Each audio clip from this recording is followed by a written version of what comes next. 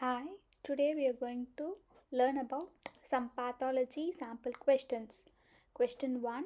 Hypoxic death seen in heart, kidney and spleen is a characteristic of liquefaction necrosis, coagulative necrosis, fibrinoid necrosis, fatty necrosis. Hypoxic death seen in heart, kidney and spleen. Answer: coagulative necrosis. Coagulative necrosis is the most common type of necrosis. It is a conversion of normal cells into their tombstones. Is the hallmark of coagulative necrosis. General architecture is preserved except for some nuclear changes. Commonly seen in heart, kidney and spleen. Characteristic feature is tombstone appearance. Answer: coagulative necrosis. Question 2. The persistence of epithelial cells after wound healing may give rise to keloid scars, hypertrophic scars, implantation cyst or inflammatory cyst. The persistence of epithelial cells after wound healing may give rise to keloid scars, hypertrophic scars, implantation cyst and inflammatory cyst. Answer: implantation cyst. Implantation cysts arise from epithelial cells.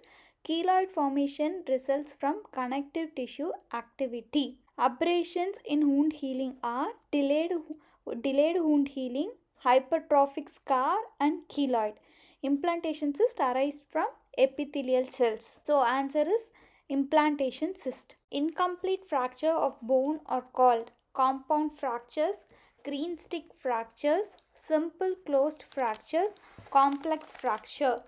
Answer: green stick fractures. Compound fracture or open fracture when the bone either punctured the skin or otherwise can be seen outside the body. It is called open fracture. Closed fractures: the bone breaks but there is no puncture or open wound in the skin. That is called closed fracture. Complex fracture: complicated breaks in the bone which usually needs care by a specialist team.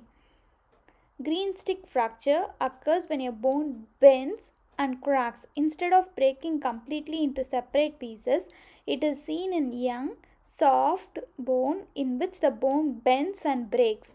So the bone bends and breaks. It is called green stick fracture, incomplete fracture of bone. Answer is green stick fracture. Acute inflammation could attack neutrophils, monocytes, macrophages and lymphocytes. Acute inflammation could attack neutrophils. The first acute inflammation response will be the bacteria invade and damage the tissue. Then the mast cells release histamine. The fluid leaks from the damaged capillaries and the complement attack by the bacteria and the phagocytes engulf the invaders. These are the active inflammation response. In active inflammation, the neutrophil compromise the first line of body defense, followed later by monocytes and macrophages. After 48 hours, the chronic inflammatory lesion are infiltrated by mononuclear inflammatory cells like phagocytes, circulating monocytes, tissue macrophages, lymphocytes and plasma cells. The macrophages compromise the most important cells is chronic inflammation. So in acute inflammation, it is neutrophils. For the chronic inflammation, it is a macrophages. So answer is neutrophils. Tooth polyp closely resembles granulation tissue, syphilis, granuloma, odontoma. Answer is granulation tissue. The tooth polyp closely resembles granulation tissue. Thank you.